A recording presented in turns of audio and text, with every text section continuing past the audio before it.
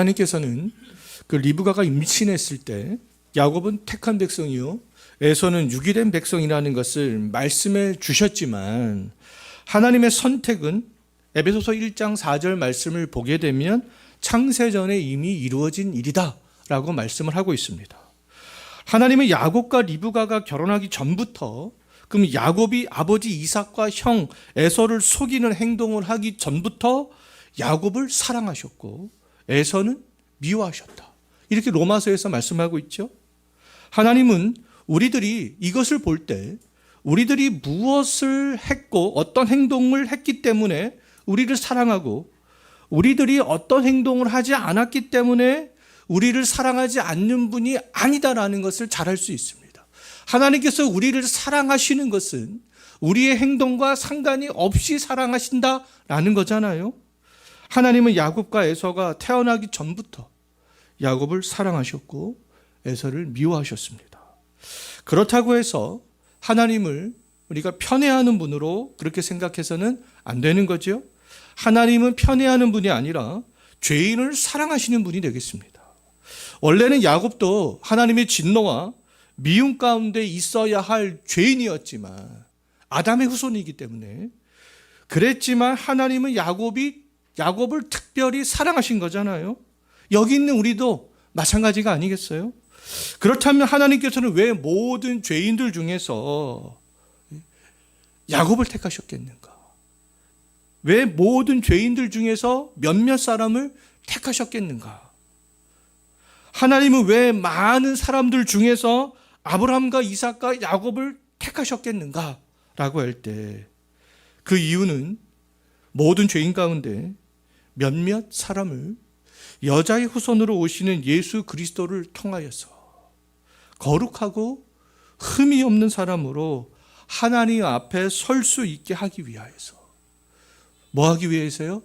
거룩하고 흠이 없는 사람으로 설 수 있도록 하기 위하여서 몇몇 사람들을 택하셨다라는 겁니다.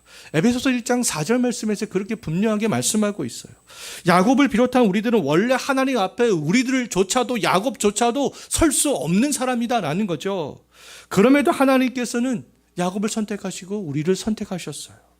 우리들이 하나님 앞에서 거룩하고 흠이 없는 모습으로 서는 것이 하나님의 기쁘신 뜻이기 때문에 그렇습니다. 하나님은 기쁜 뜻 가운데 야곱을 선택하셨고 여기 있는 우리들을 선택하셨죠. 하나님의 선택으로 우리들은요, 그 모든 죄인들 가운데 하나님 앞에서 거룩한 자로, 흠이 없는 자로 설 수 있게 되었습니다. 하나님은 기쁨 가운데 선택한 자들에게 기대하시는 것이 있죠. 하나님께서는 에서에게는 기대하지 않습니다. 근데 하나님께서는 야곱에게는 기대하세요. 지금 저 세상에 있는 사람들에게는 하나님이 기대하는 것이 없습니다. 근데 여기 있는 우리들에게는 하나님께서 기대하시는 것이 있어요. 하나님은 무엇을 기대하시냐?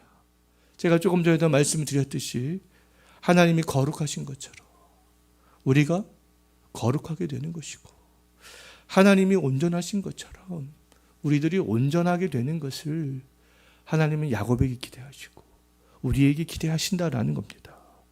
하나님은 그 기대를 이루기 위하여서 창세전에 선택한 사람들에게 찾아가시는 것이죠.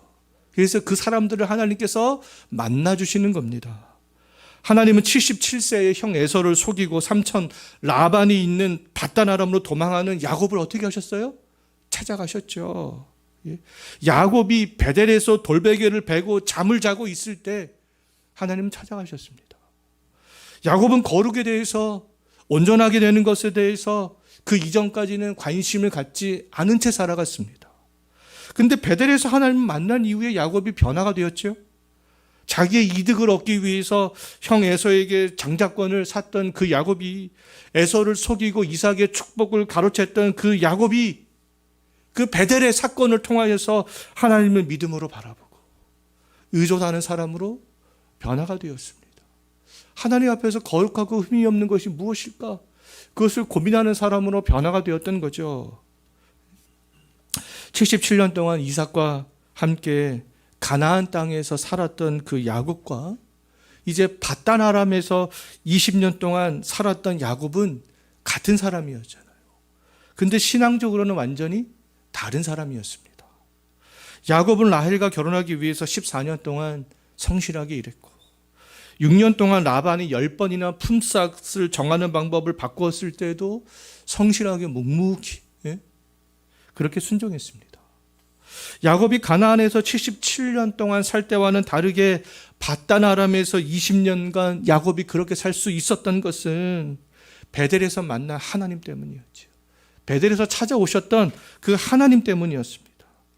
야곱은 베델에서 만난 하나님을 바라보고 의지하면서 그때부터 살았고요. 하나님은 라반이 야곱을 속이고 착취하는 가운데서도 하나님은 야곱과 함께 하셨습니다. 이제 야곱은 하나님의 그 말씀에 따라서 밧단 아람에서의 20년간의 삶을 정리하고 고향을 향해 나아갔잖아요. 20년 전 야곱이 밧단 아람으로 돌아올 때에는 혈혈단신이었고 손에는 가진 것은 지팡이 하나밖에 없었습니다. 그런데 지금은 11명의 아들과 1명의 딸과 많은 노비와 많은 양과 많은 염소와 많은 낙타와 나귀를 소유하게 되었죠. 베델에서 시작된 하나님을 향한 거룩성은요, 밧단 아람에서의 그 20년 동안 신앙의 연단을 받으면서 점점 더 그렇게 단련이 되어져 갖고 커져갔습니다. 20년 전 고향을 떠날 때의 야곱과 고향으로 돌아가는 야곱은 신앙적으로 완전히 다른 사람이 되어져 있었던 거죠. 가나안에서 77년간 살았던 야곱의 그 삶은 육신적으로는 평안한 삶이었습니다. 부자였던 아버지 그 이상 밑에서 잘 먹고 잘 살아갈 수 있었어요.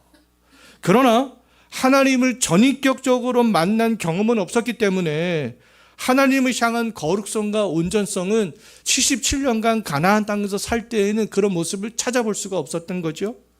밧단 아람에서 20년 동안은 고난의 연속이었지만 거룩함으로 온전함으로 그렇게 살아갈 수가 있었습니다. 하나님은 약속대로 야곱에게 자녀들의 보상을 주셨고 하나님께서 약속하신 그대로 약속의 땅, 다시 가나안 땅으로 돌아올 수 있도록 그렇게 하셨던 거죠. 하나님은 물질의 복도 덤으로 주셨습니다. 하나님께서는 여기 있는 우리들도 창세 전에 선택하셨죠. 하나님은 우리를 에서와 같은 사람으로 부르지 않으셨습니다. 하나님께서는 우리들을 야곱과 같은 사람으로 부르셨죠. 하나님이 우리를 부르신 것은 하나님의 기쁨이었습니다. 하나님의 기쁨은 우리들이 그럼 주 예수 그리스도를 통하여서 하나님 앞에서 거룩하고 흠이 없는 모습으로 서가는 것이죠. 그것을 하나님께서 기뻐하신다라는 겁니다. 이 세상에서 우리의 삶은 베드로전서에서 말씀하고 있듯이 나그네잖아요. 나그네. 우린 나그네 인생입니다. 밧단 아람의 야곱의 정착지가 아니었죠. 밧단 아람은 야곱이 거쳐가는 그런 곳이었습니다. 마찬가지로 이곳도 지금 우리가 살고 있는 이곳도 우리의 영원한 정착지가 아니다라는 겁니다. 우리들은 고향으로 돌아가야 될 사람이에요. 고향으로 돌아가는 그날까지 하나님은 우리들을 어떻게 하시겠습니까? 연단시키는 거예요. 우리의 신앙을 단련시키는 거죠. 온전하고 흠없는 사람으로 더욱더 서기 위해서 그렇습니다. 연단을 통해서 점점 더 하나님이 기뻐하는 사람으로 변해갈 수 있고요. 하나님을 향한 신앙이 더욱더 성장해 갈 수 있기 때문에 그런 거 아니겠어요? 야곱이 돌아가야 될 고향은 어디였습니까? 야곱이 태어났던 77년간 살았던 가나안 땅이었죠. 근데 우리들이 그럼 돌아갈 고향은 어딘가? 내가 태어난 곳인가? 그것이 아니죠. 히브리서 11장 16절에서 분명히 말씀하고 있습니다. 우리의 본향은 하늘이다, 하늘. 우리는 그 하늘로 돌아가야 돼. 이렇게 말씀하고 있어요. 이미 야곱처럼 세상에서 하나님을 향한 믿음의 턴을 한 우리들은 지금 이곳이 밧단 아람인 동시에 본향으로 돌아가는 가운데 있는 것이다 라는 거죠. 이 기간 동안 우리 안에서 착한 일을 이미 시작하신 하나님께서는 주 예수 그리스도의 날까지 우리와 함께 하시겠다 약속하셨습니다. 우리들도 어떤 신앙의 그 연단이 있을지라도 신실함과 거룩성과 온전함을 유지하면서 그리고 야곱이 그 고향을 소망했던 것처럼 영원한 하늘의 본향을 소망하면서 우리들도 한 걸음 한 걸음 나아갈 수 있었으면 좋겠어요. 야곱은 20년 만에 고향을 향해서 나아갔지만 아직 해결되지 않는 문제가 있었습니다. 지난주에 살펴봤지만 삼촌 라반과의 문제는 하나님께서 깨끗하게 해결해 주셨잖아요. 근데 아직 해결되지 않는 문제가 하나 있었어요. 바로 에서의 문제였습니다. 야곱이 고향을 떠난 것은 이삭의 축복을 가로챈으로 인해서 에서가 야곱을 죽이려고 할 만큼 분노가 컸기 때문에 도망간 거 아니겠어요? 야곱은 에서의 분노가 20년이 지났는데 지금 가라앉았을지 아니면 여전히 자기를 죽이려고 할 만큼 분노가 쌓여 있는지 알 수가 없었습니다. 그럼에도 야곱이 고향으로 돌아가려고 했던 것은 야곱이 태어난 고향이 하나님이 아브라함과 이삭에게 그리고 자기 자신에게 또 그 후손들에게 약속한 땅이었기 때문에 그렇습니다. 그렇기 때문에 밧단 아람에서 야곱은 부자가 되었지만 그럼에도 불구하고 형 에서의 문제가 아직 해결되지는 않았지만 하나님의 그 약속 때문에 고향으로 돌아가려고 했던 거죠. 고향으로 돌아가는 야곱은 에서를 생각하면 그 미래가 어떻겠습니까? 불안하죠. 불안합니다. 불확실합니다. 하나님의 근데 약속의 말씀을 생각하면 그 미래가 어떻게 보입니까? 명확해지는 거 아니겠어요? 에서를 생각하면은 갈까 말까 가야 되는지 말아야 되는지 불안하지만 하나님의 말씀을 생각하면 반드시 가야 되는 거. 그런 것이 되는 것이죠. 이 야곱의 확실한 미래는 에서를 넘어서 고향으로 돌아가는 겁니다. 야곱은 불확실한 미래를 바라보지 않고 말씀 가운데 확실한 미래를 바라봤기 때문에 에서의 문제가 해결되지 않았지만 지금 고향을 향해서 가나안 땅을 향해서 다시 나아가고 있는 거예요. 야곱이 하나님의 말씀을 기억하면서 고향으로 나아갈 때 베델에서 야곱을 찾아오시고 밧단 아람에서 함께 하신 그 하나님은 하나님의 사자들을 야곱에게 보내시는 것을 볼 수 있습니다. 돌아가는 그 도중에도 하나님께서 함께 하시는 것을 볼 수 있죠. 하나님의 사자들을 보내심으로 여전히 하나님이 야곱과 함께하고 계심을 보여주는 거예요. 야곱아, 내가 너와 함께하고 있다. 너 그냥 에서의 문제가 해결되지 않아서 불안하지? 그냥 담대함으로 가. 내가 있잖아. 그래서 하나님의 사자들을 지금 야곱에게 보내주신 거예요. 야곱의 눈에 하나님이 보내신 하나님의 사자들이 무엇처럼 보였는가? 2절 한번 보십시오. 무엇처럼 보였습니까? 하나님의 군대처럼 보였죠. 군대. 예? 군대. 정확한 말로는 군대라기보다 캠프 어떤 진영입니다. 진영, 캠프. 예? 어떤 군대가 주둔하고 있는 진영처럼 보였던 거예요. 어떤 군대가 주둔하고 있는 캠프처럼 보였던 것이죠. 예? 하나님의 천사들이 하나님의 군대처럼 보였기 때문에 야곱이 그 땅의 이름을 뭐라고 불렀는가? 2절 계속해서 한번 보십시오. 야곱이 그 땅의 이름 뭐라고 불렀습니까? 마하나임이라고 불렀어요.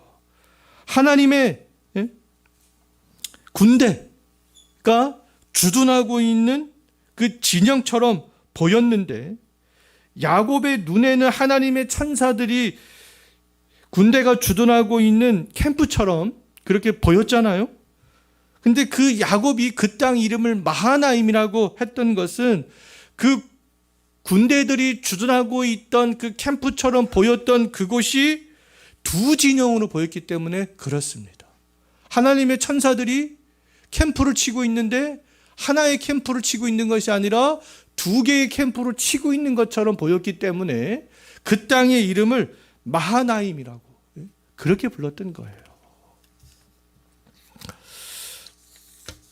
군대의 한 진영이 그럼 최소 수백에서 최대 수만이라고 할 때 야곱은 엄청나게 많은 하나님의 사자들이 그것도 두 진영으로 나뉘어서 자기와 함께하고 있다라는 확신 가운데 지금 고향으로 나아갈 수 있게 되었던 거죠.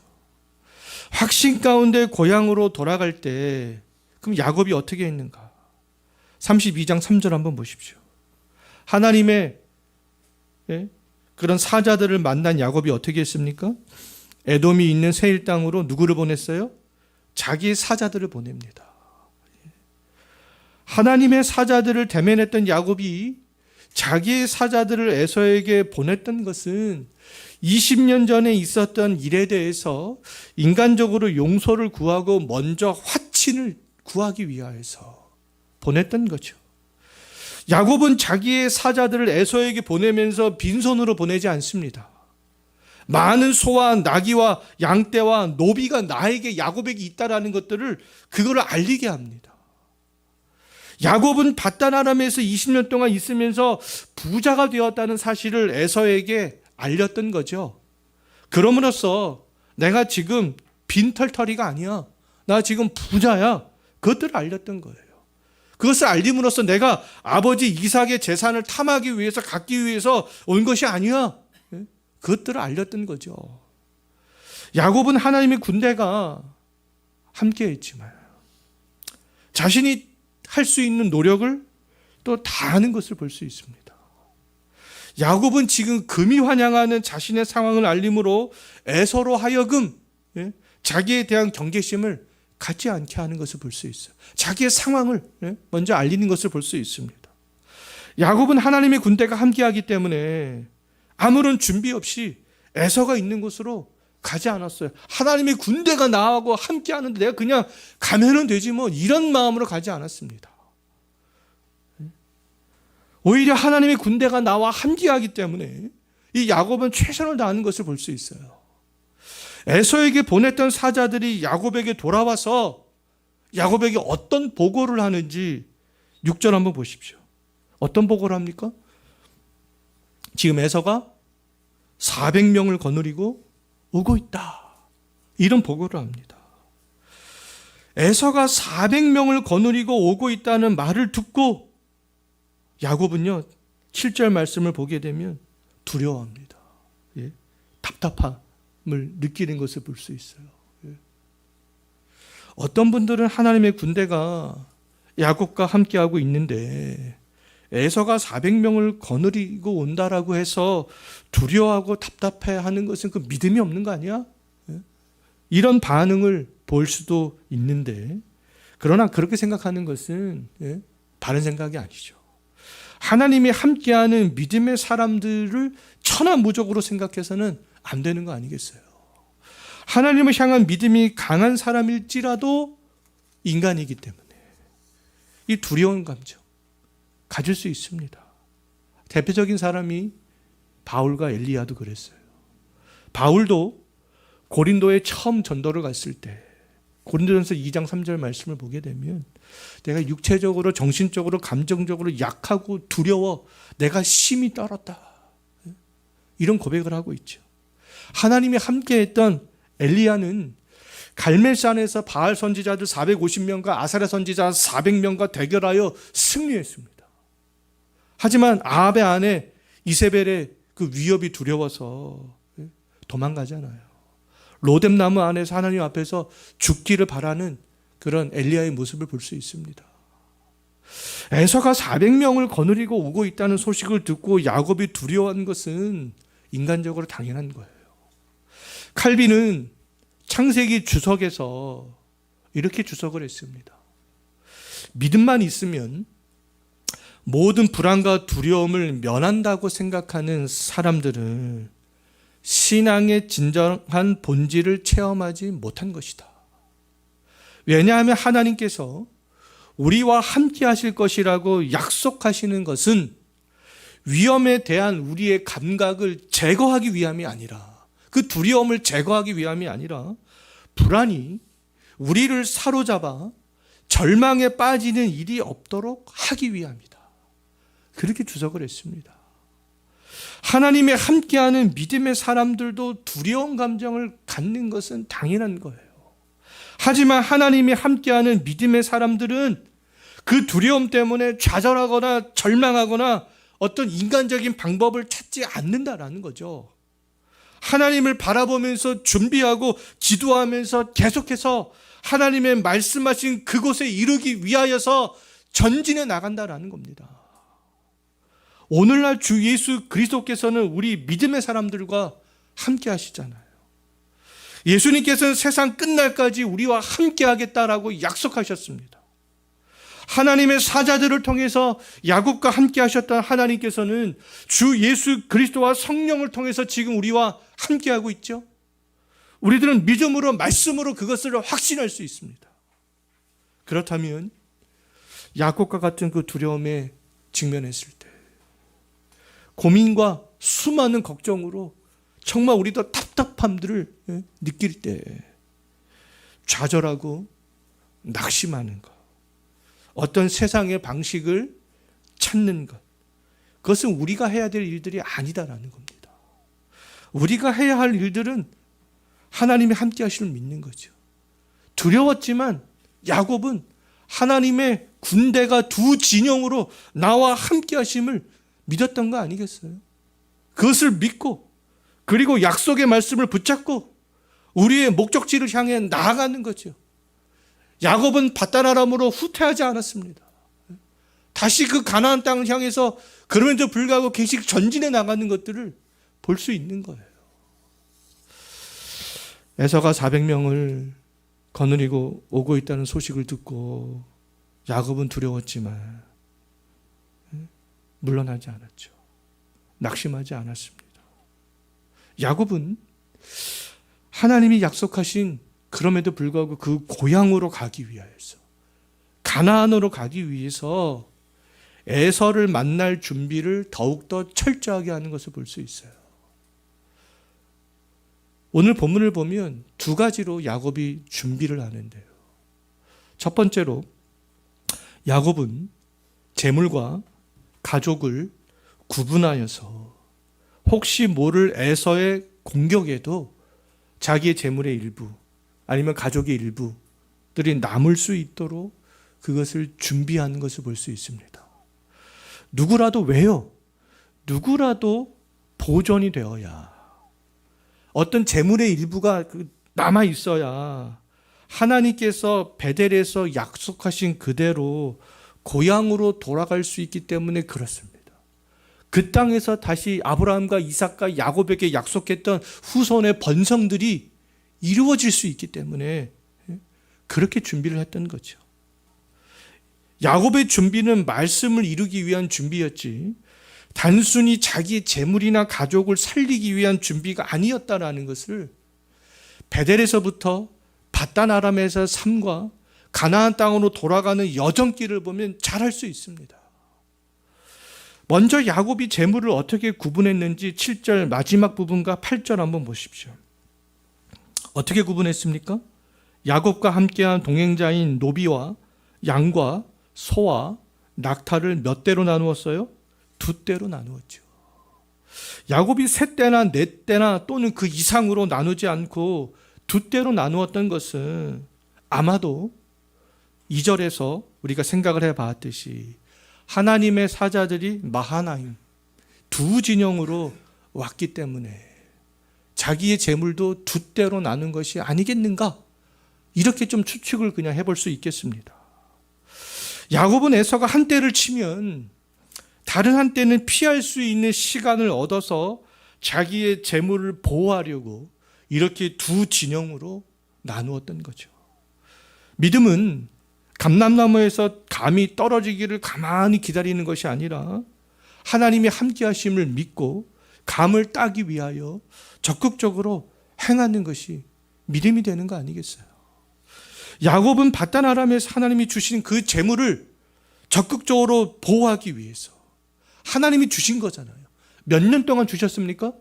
6년 동안 주셨잖아요. 6년 동안 그 재물을 얻을 수 있도록 하나님께서 방법까지라도 말씀해 주셨던 거 아니겠습니까? 하나님이 주신 그 재물을 야곱은 적극적으로 보호하기 위해서 두려움 속에서도 준비했고 그 준비한 대로 실행했던 거죠.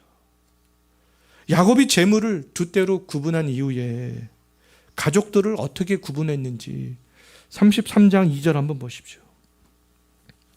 여종들과 그의 자식들은 어디에다 두었습니까?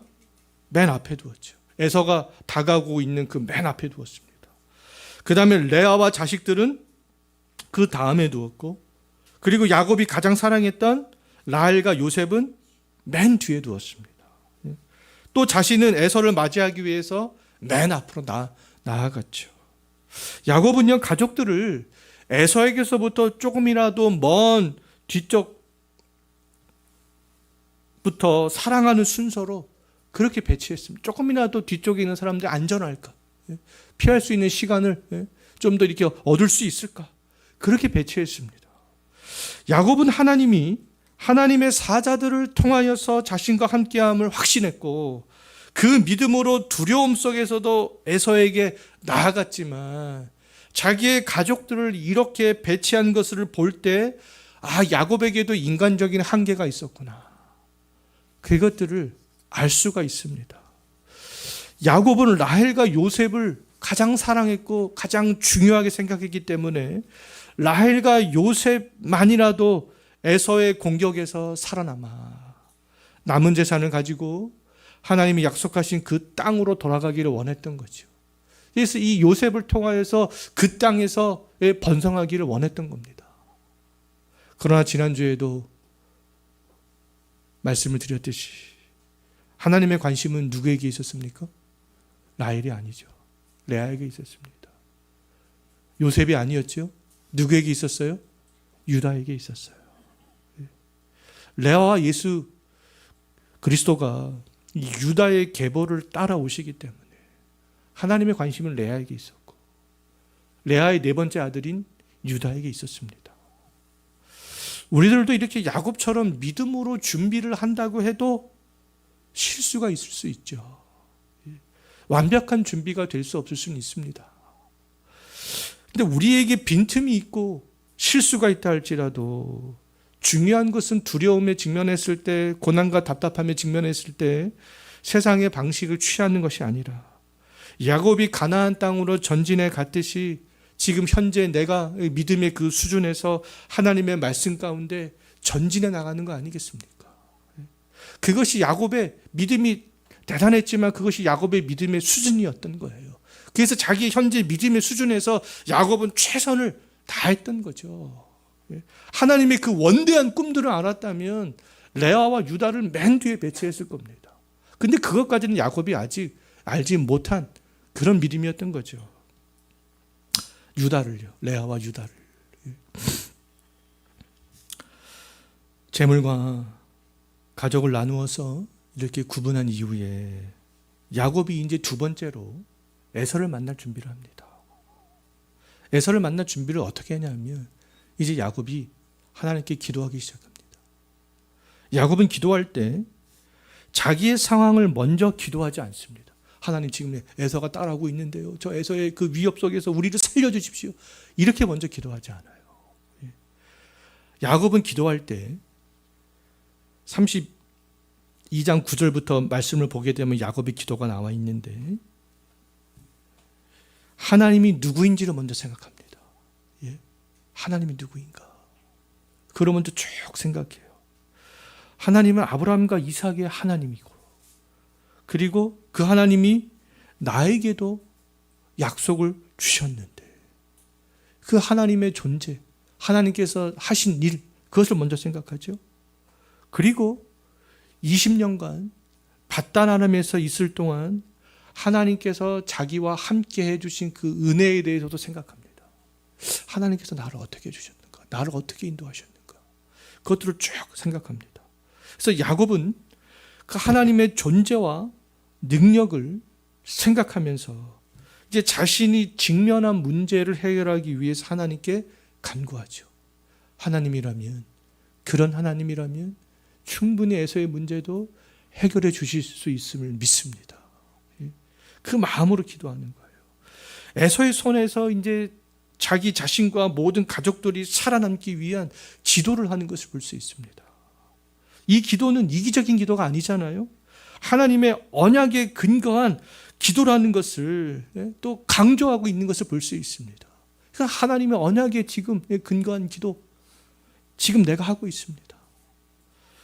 자기들이 살아남아야 하나님이 아브라함과 이삭과 그리고 베델에서 자기에게 약속한 대로 후손들이 바다에 셀 수 없는 모래처럼 번성해 갈 수 있기 때문에 여기서 에서에게 진멸한다면 그 하나님께서 자기에게 약속하셨던 베델에서 약속하셨던 야곱 또 이삭 아브라함에게 약속하셨던 그 약속이 이루어지지 않기 때문에 그런 것이죠. 야곱의 준비는 아브라함과 이삭과 베델에서 약속하신 하나님의 약속을 이루기 위한 준비였습니다. 하나님의 뜻대로 한 기도였던 거죠. 야곱의 인생은 77세를 전후로 이렇게 구분이 되어진다는 것을 알 수 있습니다. 77세가 될 때까지 가나안 땅에 살아가는 동안 이기적인 나음에서 에서의 장자권을 가로챘고 이삭의 축복권을 가로챘었죠. 또 도망자의 신분으로 밧다람으로 가는 길에서 하나님을 만난 이후에 그는 그 베델에서 변하게 됩니다. 야곱은 하나님을 믿는 사람답게 14년간 성실하게 일하면서 번성해 갔고요. 하나님의 말씀에 따라 6년간 재산을 축적했고요. 하나님의 말씀에 순종하여서 지금 고향을 향해 나아갔습니다. 고향을 향해 나아가는 도중에도 하나님이 보내신 천사들을 대면한 이후에 자신을 해하려고 400명을 거느리고 오는 그 에서 만날 준비를 두려움과 답답함에 그 고민 속에서도 재산과 가족의 진영을 나누면서 하나님께 기도하면서 그렇게 해 나갔던 거죠. 야곱이 베델에서 하나님을 만난 것처럼 우리들도 각자의 시간과 장소에서 하나님을 만난 경험들이 있습니다. 야곱이 만난 베델, 우리는 다양하죠. 우리를 처음 만나주신 하나님은 그때부터 지금까지 우리와 함께 있고 우리들이 거룩하고 온전하신 하나님을 닮아가도록 우리의 삶 속에서 우리의 신앙을 연단하고 계시는 거 아니겠어요? 그러한 가운데 하나님은 우리 그리스도인들의 영원한 본향인 하나님의 그 나라를 향해 가도록 우리를 부르신 거 아니겠습니까? 우리의 영원한 본향인 하늘나라에 갈 때까지 우리가 어떤 환경에 직면한다 할지라도 야곱이 삶을 살아가는 가운데 준비하고 기도했던 것처럼 믿음으로 약속의 말씀을 이루기 위해서 우리들도 하나님의 말씀 가운데 열심히 준비하고 또 기도하면서 살아갈 수 있는 저와 여러분이 되었으면 좋겠습니다. 기도하겠습니다.